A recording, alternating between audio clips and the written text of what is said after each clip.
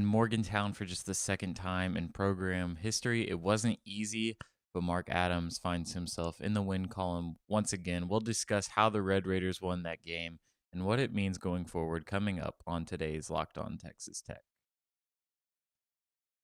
You are Locked On Texas Tech, your daily podcast on the Texas Tech Red Raiders, part of the Locked On Podcast Network, your team every day.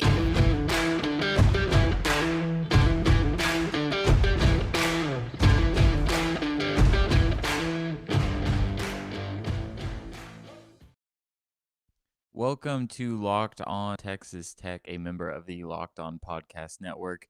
Thank you for making Locked On Texas Tech your first listen every day. We are free and available on all platforms. I'm Ryan Mainville. I cover Texas Tech for the Dallas Morning News, and I'm joined by Emory Elida, a longtime Texas Tech analyst, writer, podcaster, and my good friend. We apologize for no Monday episode. That was on me. Had some scheduling conflicts, and then this morning was going to do a solo episode by myself. Had some technical difficulties, and it was just a frustrating situation. But I am glad to be back with my boy Emory, talking a little bit of Texas Tech, West Virginia, because it was quite the game. We're going to get into all the meat of that contest on today's episode, which is brought to you by BetOnline. BetOnline has you covered this season with more props, odds, and lines than ever before. BetOnline, where the game starts. Before this game, we had our preview episode. I predicted a big Texas Tech victory. A more offensive-minded game. Emory once again hit the nail right on the head and predicted a little bit of a rock fight in a close game in Morgantown. Emory, how do you keep doing this, man?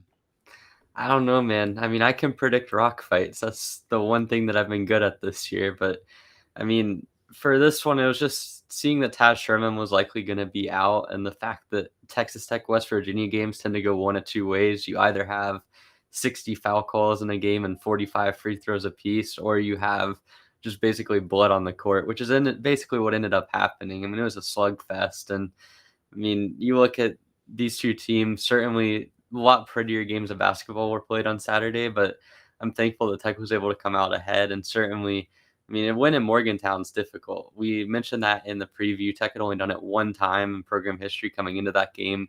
And even though West Virginia was down Taz Sherman, they've still been competitive in recent games. And to be able to come back in the second half and make a statement by winning and really do it without playing your best offensively, I think it says a lot about the team. And considering the environment, considering everything that seemingly went against you, it was really nice to be able to pull that one out. And telling you, my exact score prediction was intact all the way until 1 minute left. It was 57-50 with 59 seconds left in the game. So I was pretty proud of that. Yeah, man, give yourself a pat on the back. It's pretty impressive. I definitely expected a lot more offense in this game than we were expecting. I mean, you mentioned it's either a free throw contest or just an absolute bloodbath. And there literally was a point in this game where there was blood on the court, and they had to stop play to get Paul Polycap some bandages up his nose. I mean, this was a wrestling match. I have never seen a game with this much contact. Guys just absolutely bruising each other on the court. And really, for the majority of it, I felt like it was just a little bit of a conservative whistle. The refs were letting these guys play. They were letting, hand fighting going on, pushing going on, shoving going on. I mean, Clarence Dolney literally just hip checked a guy in the half court at one point because he was pissed off because he had just gotten that same thing done to him. And for all of that, like, I'm okay. I can stomach that. Like, that kind of officiating, it's honestly kind of fun. It showed us a lot about the grit of this Texas Tech team. But there were points in this game where it was just a little bit hard to watch because it felt like there could have been better protection of the players. And obviously we saw, the push to the back of Marcus Santos Silva.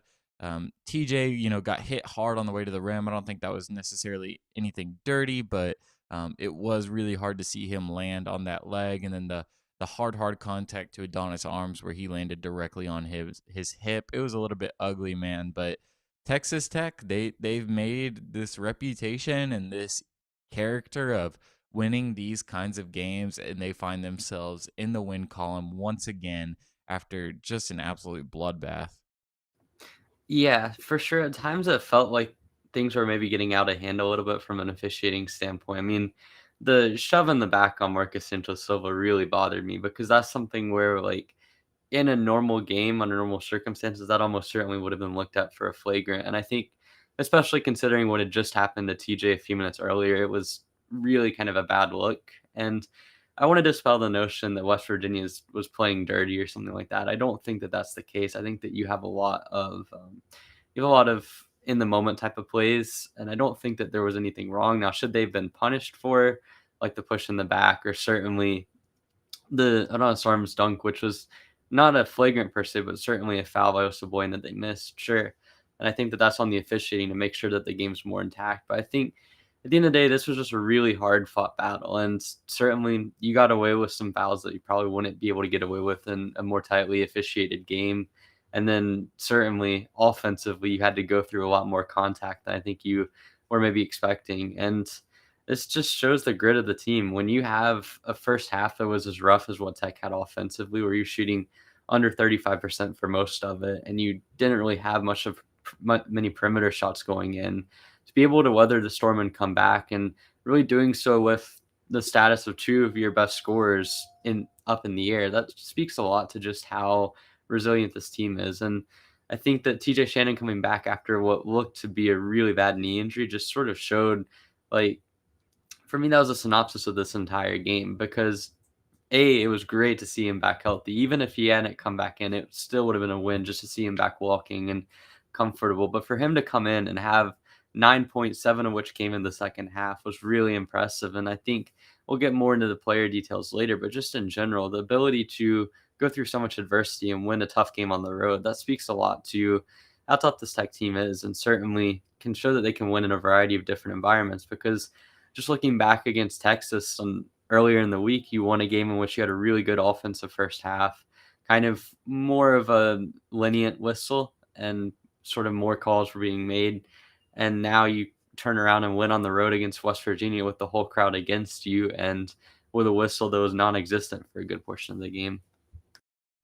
So when you're looking back on this game, obviously you mentioned the adversity and the strength from TJ. I thought that was just really incredible to see him even walking whenever that injury initially happened.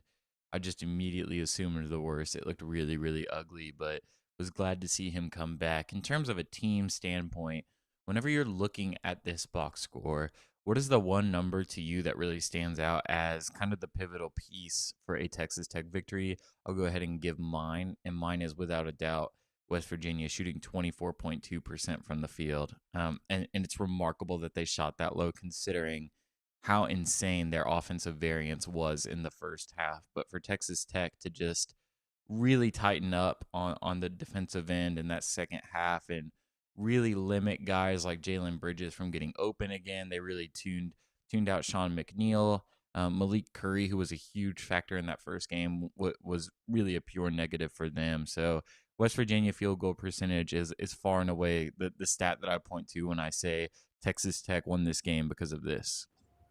I'd go a step further, and I would say the percentage at the rim. West Virginia shot 5 of 15 on shots there, and that is ridiculous, especially considering that this was a West Virginia team missing its best scorer. They really tried to get the ball inside quite a bit and had a lot of second chance opportunities. So to be able to hold them to just 10 points at the rim, and again, another game where you were able to outscore your opponent in the paint substantially, like, that's super impressive. And to do it and on the road in a tough environment, like, that's one of the things where in the past you've seen Tech has been able to score in the paint effectively, but on the road in West Virginia, the last couple times that Tech has been there, they've either fouled a lot and given up a lot of inside opportunities, or against West Virginia last year was just a total defensive breakdown. So to kind of write the script on that one and flip it, and I mean, they were 4 of 32 in the second half. West Virginia was, to be able to have that kind of defensive performance, especially on the inside,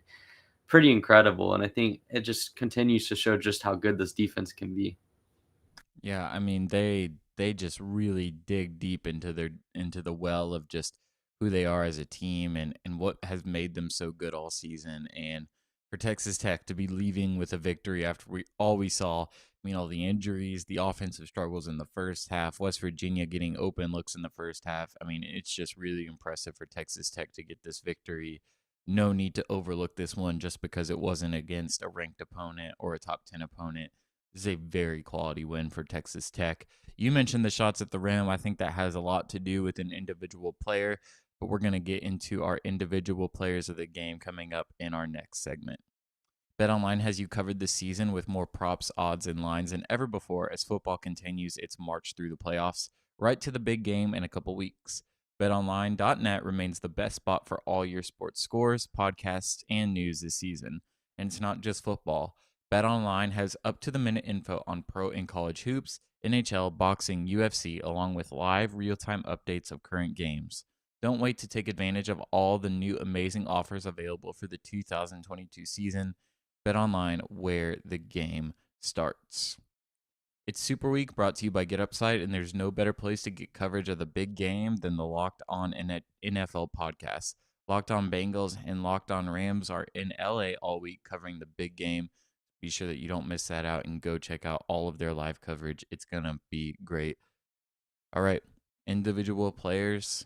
I gave you a little bit of a teaser, and so I feel like this trivia time might not hit you as hard as I want it to, but trivia time. There are 2 players in the country right now, 6'11" or taller, that have played more than a quarter of their team's minutes and have a true shooting percentage over 70. Who are they? Well, I'm going to go with Daniel Batcho for one of them and Mark Williams for the second. It is not Mark Williams. I'll give you another shot, though. You're overthinking this. Am I? Chet Holmgren? It's Chet, yeah. Yeah, there we go. The 2 unicorns of college basketball, man. Batcho and Chet. Dude, what a performance by Daniel Batcho, especially in the late closing minutes of this second half against West Virginia.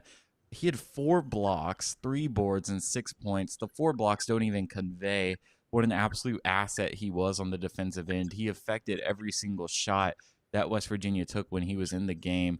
Ended up having a BPM of 24.3 when he was on the court. Daniel Batcho, man, player of the game for me, hands down. I mean, you look at the box score for him, it's ridiculous. He ended up having a DBPM that I haven't seen one that high. Like, you're talking about games where guys had 4 or more stocks in less than 15 minutes. It's a very, very small list. And so Batcho, for me, I mean, he's the player of the game as well. I can't disagree just because of the impact he had defensively. And it was so kind of sudden as well, because in the first half, he didn't really get a lot of run. But in the second half, he just had such a really good presence. And down the stretch, I mean, the ability to lock up McNeil on the perimeter on a switch was absolutely ridiculous. And I mean, I have to say, Daniel Batcho's versatility and ability to guard the perimeter is really insane. Like, I don't think enough has been made of just how ridiculous it is that a guy that's nearly 7 feet tall and has had multiple knee surgeries, has prior to this year had not played basketball in almost 2 years, is coming out here and guarding Big 12 level guards on the perimeter, and offensively is able to run in the open court and finish off a dunk and do it efficiently without getting a charge call. Like, that play sequence is absolutely ridiculous. And I mean, Daniel Batcho has already been loved by Red Raider Nation, but I think people just don't realize just how valuable of an asset he is. I mean, you mentioned looking over that aspect of his game. Whenever I saw him check into games early in this season, I was thinking, all right, this is the regular old Texas Tech gives the big non-con burn, and we're never going to see them again for the rest of the season. But as soon as Daniel Batcho got put into pick and rolls on defense, and he was moving with opposing guards, I mean, you just knew that Texas Tech had something special on their hands. His lateral speed for being 6'11", and like you mentioned, having 2 really gruesome knee injuries, hadn't played competitive basketball in like 2 years. It's just remarkable. And it feels like the ceiling is still so high. And for Mark Adams to put this guy in the closing lineup, I mean, I know Bryson Williams was in foul trouble, and that was kind of what forced Daniel Batcho into these minutes. Man, it just says a lot about what this guy already is as a redshirt freshman. I mean, Bryson Williams was a close second player of the game for me. I don't think that Texas Tech would have won the game without him. But I don't think Texas Tech would have won this game without Daniel Batcho either. I mean, just what he was able to do in completely taking away the inside from West Virginia in that second half. I mean, just remarkable stuff, man. And what we're seeing from Bryson Williams is continuing to be just a very reliable source of offense. West Virginia did as good of a job as you could have scripted in that first half of taking away looks from Bryson Williams. And in the second half, he got his own. That steal at the top of the key after he got blocked was just, it was angry. I liked it. You could tell he was like feeling redemption. And I mean, you mentioned 5 stock games. You're looking at one right here: 3 steals, 2 blocks from Bryson Williams to go with 15 points. Just a really, really good night from him. Yeah, I mean, Bryson Williams, another really consistent effort. I thought the steal at half court and transition finish was really impressive on that one. But I mean, I'm going to point out Milik Wilson here. And it seems kind of bizarre to do in a game that really didn't stick out from a box score standpoint. I mean, he had 3 assists, 3 turnovers.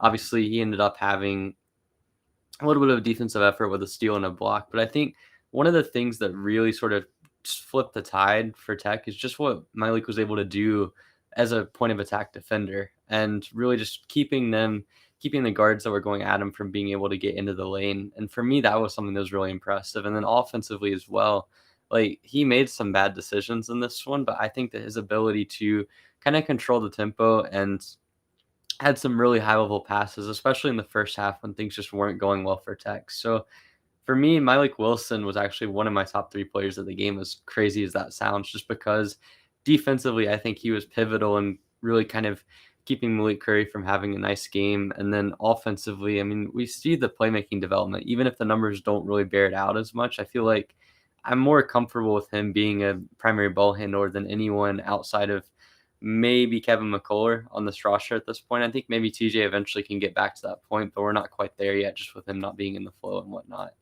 And I have another trivia for you on Batcho, because I think it's a really interesting stat. So you're looking at Texas Tech players in the last decade to have 4 blocks in less than 15 minutes of play.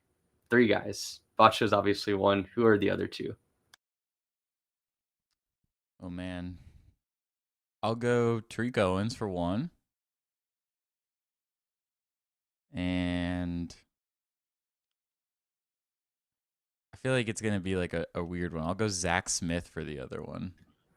No, I'll give you another shot. I'll give you a hint on this one. This is someone that I got blocked, or somebody blocked me on Twitter because I retorted it back at them for not knowing who he was. Oh gosh. Oh man, the name is completely slipping. I like know the general Twitter situation that you're mentioning right me, but it's just flying over my head. You're gonna have to make me look silly. It's our good Anthony friend Silva? No, Kader. Oh, okay. Yeah, he did it against Texas Southern in 2013, and Tariq Owens did in 2018 against Incarnate Word, which really just speaks to how well Batcho did that. He did it against a Big 12 level team, against a team that had multiple functioning bigs, and made an emphasis to work it inside to them. Like, it's incredible what Batcho was able to do in that game. Nuts. Just an absolute masterpiece by Texas Tech's front court. I mean, for Daniel Batcho to do what he did on the defensive end, and then even Bryson Williams to have a 5-stock game and be the most reliable scorer for Texas Tech throughout that contest. This team, man, the front court is really coming together, and I want to talk about what that's going to look like a little bit as this team just continues to go forward. But first, a quick word from our sponsors. This episode is brought to you by Rock Auto. With the ever-increasing numbers of makes and models, it's now impossible for your local chain auto parts store to stock all the parts you need. Why endure often pointless and seemingly intimidating questioning and wait while the person behind the counter just orders the parts on their computer, choosing the only brand their warehouse happens to carry? You have computers with access to rockauto.com at home and even in your pocket. You save time and money when you use Rock Auto. Rock Auto is a family business serving do-it-yourself customers for over 20 years. Rock Auto's prices are reliably low for every customer, so go to rockauto.com right now and see all the parts available for your car or truck. Write Locked On in their How Did You Hear About Us box so they know that we sent you. Amazing selection, reliably low prices, all the parts your car will ever need at rockauto.com.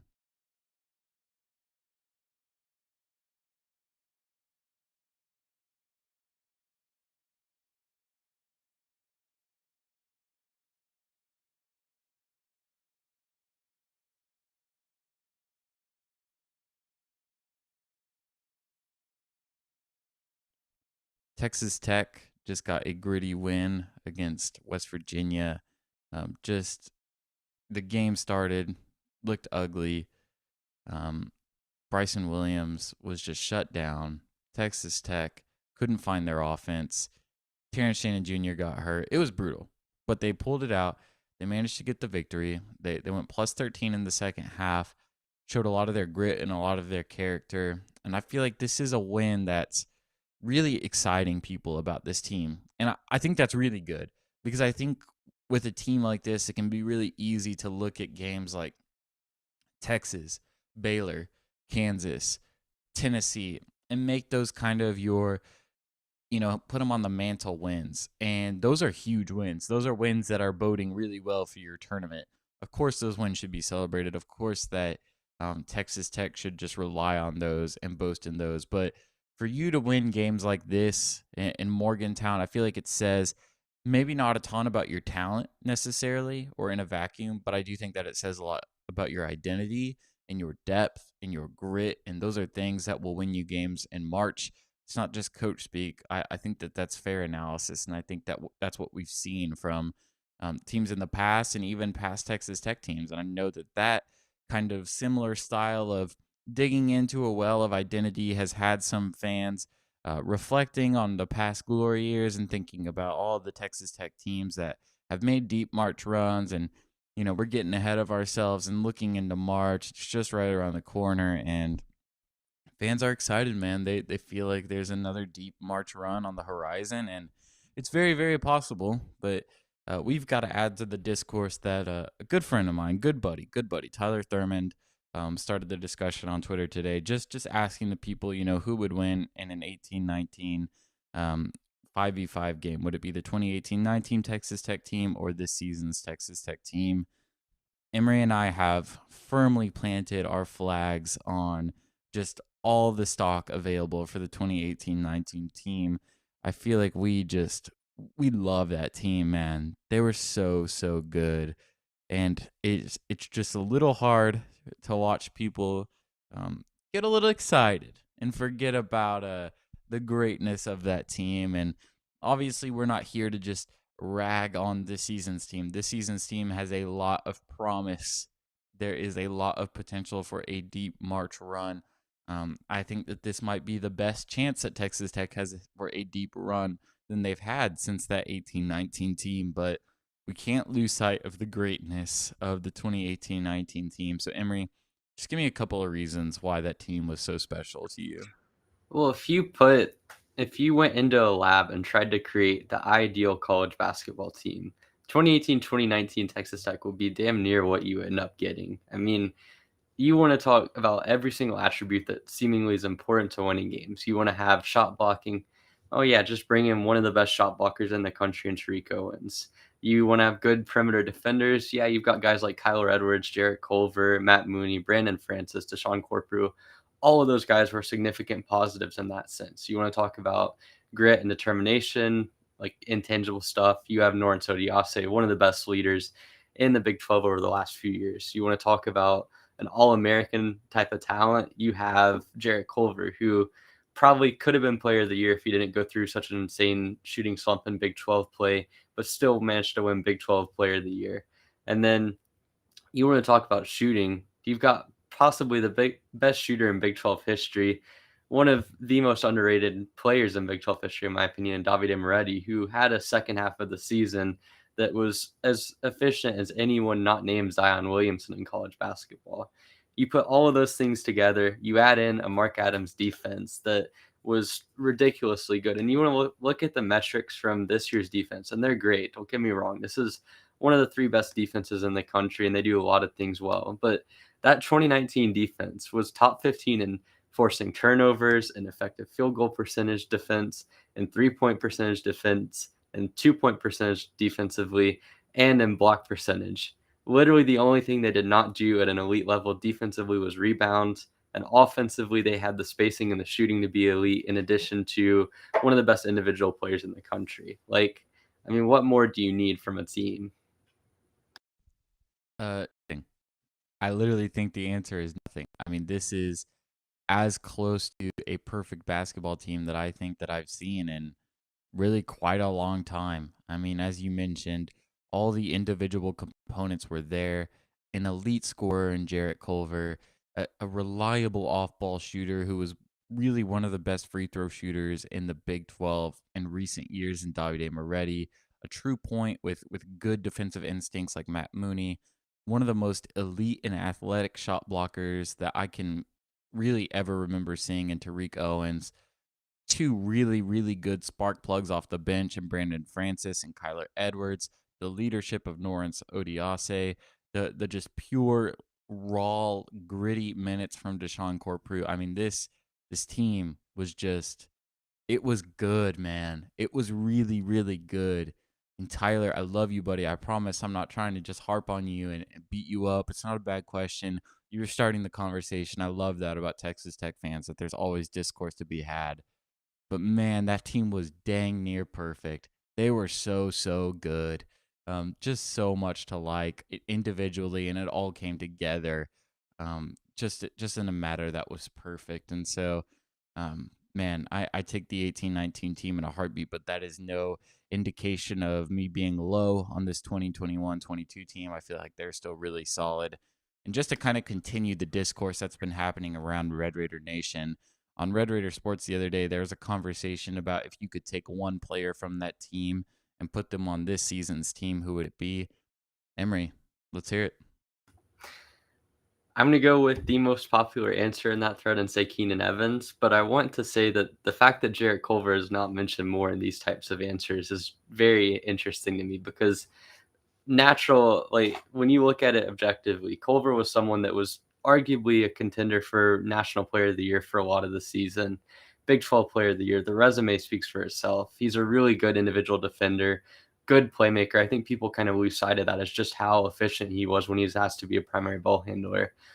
But man, I mean, you give this team Keenan Evans' ability to finish inside and his ability to get to the rim effectively. I mean, if you're looking at things that this Texas Tech team lacks, is probably getting guards being able to get to the rim and finish is probably one of the biggest things that they've struggled with, outside of maybe 3-point shooting. But you have Keenan Evans, who's a more than capable defender, can finish at the rim, can distribute. Like, adding on Keenan to this roster would make it the Final Four shoe-in my opinion. Like, this would be probably one of the 2 or 3 best rosters in the country. And I think Culver, if you're looking at natural talent, might have the slight edge there. But I mean, I got to go with Keenan, because Culver, you can say that you have a lot of wings on this roster that are really versatile.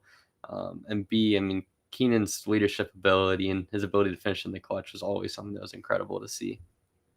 Was the prompt on RRS any player in the past or just from 18-19? I'm pretty sure it was from the last 5 years, because they also had options like Zaire and Zach Smith, Justin Gray, if I remember correctly. All right, that threw me off. I must have misremembered that, because in that case, my answer is for sure Keenan Evans as well. I thought I asked you 18-19, which would obviously lock in your answer as Jarrett Culver. That would be mine as well. But man, putting a pure scorer like Keenan Evans on this team, I think would be really interesting, because this team hasn't really shown the ability to play really efficient offense in ISO situations and in like high usage score first guard players, like guys like TJ. Like, I don't think that's really adapted his game as perfectly as it may have in years past. And I'd be really, really interested to see what it would look like with Keenan in the system. But I have no doubt that it would work. I mean, like, there are points where I'm watching Texas Tech games and I'm watching Davion Warren just get to the bucket or layups very easily, get open shots, and I'm thinking, man, Texas Tech would just be so good with a guy that did it like 6 times a game. You know what would be really fun is if you added Zaire Smith to this lineup. And play small ball the whole game, or what? No, I'm just saying, imagine a lineup where you have Zaire, you have Kevin McCullough, you have TJ Shannon, you have Milik Wilson all on the court at one time, and then you'd have to play the bigs like 10 minutes a night each. But come on, like you would have a hard time scoring more than like 40 against that team. That would be I can't even like conceive what that would look like in terms of switching. Like there would be no favorable matchups for the opponent ever. Like literally your four options are you have Kevin McCullough, who is in players' eyes one of the best defenders in the Big 12, if not the nation. One of the most switchable players out there. Has played minutes at the 4 and at the 1 throughout his college career. You have TJ Shannon, who might be one of the best off-ball defenders in the country, and his instincts are up there with the best of them. And whenever he's healthy, can pretty much take on the number one assignment at any night. You've got Milik Wilson, who has one of the most versatile stat profiles of any defender you're going to find. I mean, talking about a guy with a block percentage greater than 4, steal percentage greater than 4, there's only like 5 players in the nation with that. And he's doing it on extended minutes as a 6'3" guard. And then you have Zaire Smith, who has the versatility of a guy like Milik with the instincts of a guy like TJ. And you put all four of them on the court at one time, and then you just add in a center like a Bryson Williams, or even imagine Daniel Batcho in that lineup. Like, what do you even do offensively against that lineup? Just Give pray you up. can chuck up a three? Like, Just give up. I don't even know, man. That's a yes. nightmare matchup for any team in the country. And even this roster that Texas Tech has right now has the ability to create some really unfavorable matchups. We are pressing against the clock, but I got to talk to you about one more thing before we get out of here today. And man, that is the Milik Wilson, Clarence Nadolny lineup. We saw it some in that West Virginia game, and I feel like Mark Adams has found something. I have no idea offensively a nightmare for opposing teams. Yeah, I mean, Myleik and Clarence, you're talking about two of the best defenders in the nation if you're looking at DBPM, especially considering the minutes that they're playing. And just the two of them, both of them have such good instincts. And you add in like a TJ Shannon to that mix, and like it's difficult to score against them. And more than that, like you just have the tenacity that those guys bring. It's ridiculous. And I think offensively, the spacing can get really ugly if you don't have the right guys around them. But I'm interested to see how it plays out because I certainly think there's going to be teams where you want to play that kind of lineup against, especially against some of the guards that you're going to be facing down the stretch in Big 12 play, certainly against a team like Baylor. Having both of them on the court and sort of going against Baylor's three-headed monster at guard is going to be really important to me. And I think that it's going to be something that Mark Adams looks at.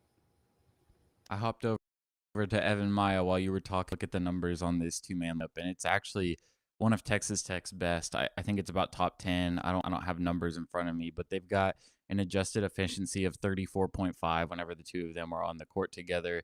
The offensive efficiency is at about 113.1, while the defense is at 88. So just a stout lineup, man, and for them to still be doing stuff offensively. Obviously, it's very, very low in usage. It's a very small sample size. I think that last game was really the game where we got the best look at it, but I feel like it's something that we will continue to see. Um, Maybe against Oklahoma, which is when we will be back to preview that game. Sooners are skidding real bad. They're going to need to win, and they're going to be hungry for one in Norman whenever Texas Tech plays their first back-to-back two-game road stint of the season. Be sure to follow us and subscribe to our feeds wherever you listen so that you don't miss the coverage that we will have on that game, including our preview, prediction, and scores to the game. You can follow us on Twitter to keep up with us. Until then, you can follow me at Mainville LBK. You can follow Emery at Eraser41, and you can follow the official Locked On Texas Tech Twitter page at Locked On TTU. Be sure to subscribe to our YouTube if you have not already. We reached 100 subscribers this week, which is just a huge, huge, huge just gratitude from me. It's a big victory for us to just be launching our YouTube 2 weeks ago, and for 100 of you to already be subscribed. We thank you deeply for listening and watching. It means a lot. If you could just continue to encourage those around you to subscribe if you have not already, it would be a great help to us. Thank you again for making Locked On Texas Tech your first listen every day. And be sure to make your second listen Locked On Bets, your daily one-stop shop for all your gambling needs. Locked On Bets, hosted by your boy Q, with expert analysis and insight from Lee Sterling. It's free and available wherever you listen. Thanks for listening, and we will see you tomorrow.